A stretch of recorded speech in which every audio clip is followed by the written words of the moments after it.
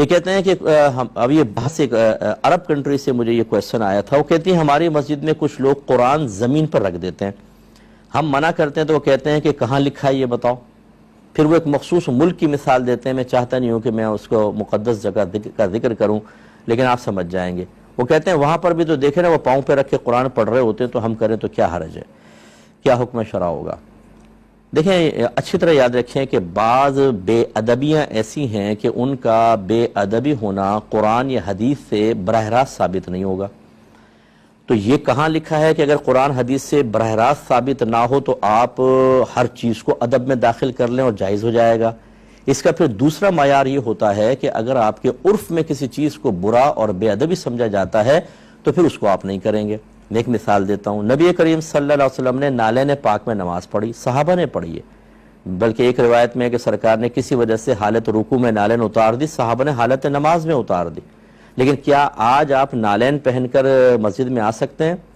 اگر ہمارے یہ بھائی میرا یہ بات سن رہے ہیں تو جو یہ منع کر رہے ہیں کہاں لکھا ہے، انہیں کہیں چلو میں تو لکھا ہوا دکھا دیتا ہوں، تم اس کے خلاف کر کے بتاؤ، نالین لے کر آؤ مسجد کے اندر اور پہن کے کھڑے ہو کے نماز پڑھو۔ نہیں، جو یعنی سنت سے ثابت ہے ایک چیز، اگرچہ وہ کسی صحیح مصلحت کی بنا پر تھا کہ زمین بہت ہاٹ تھی اور وہ نیچے چادریں یا دریاں یا قالین پہلے نہیں ہوتے تھے تو اس لیے نالین پہن کے نماز پڑھتے تھے کیونکہ مسلسل گرمی چڑھتی تھی، تو یہ ایک عذر تھا بڑا معقول، لیکن بہرحال ثابت تو ہے نبی کریم، کیوں نہیں کرتے پھر آپ؟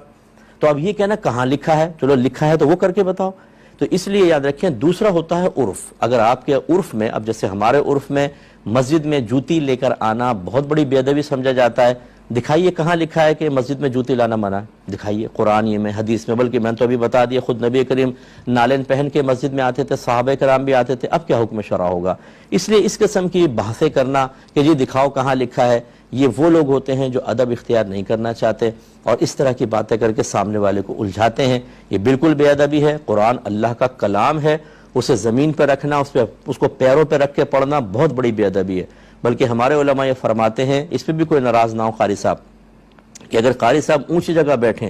اور بچے نیچے بیٹھ کے قرآن پڑھ رہے ہوں تو یہ بھی بہت بڑی بے ادبی ہے، ان قاری صاحب کو زمین پر بیٹھنا ہوگا۔ اگر بچے نیچے بیٹھے ہوئے تو زمین پہ بیٹھنا ہوگا، اوپر بیٹھ کے پڑھیں گے تو قرآن نیچے آپ اوپر، یہ بہت بڑی بے ادبی۔ ہم اہل سنت کا مذہب جو ہے وہ بہت ہی پیارا اور با ادب مذہب ہے، ہم اللہ کی بھی تعظیم کرتے ہیں، رسول کی، صحابہ کرام کی، اہل بیت اطہار کی، قرآن پاک کی، مساجد کی، ماں باپ کی تعظیم کرتے ہیں۔ تو اس لیے اب ماں باپ کو زمین پہ لٹا کر آپ سامنے کھڑے ہو جائیں، اپنے پیر ان کے منہ کے پاس کر لیں، یہ صحیح ہوگا بتائیے؟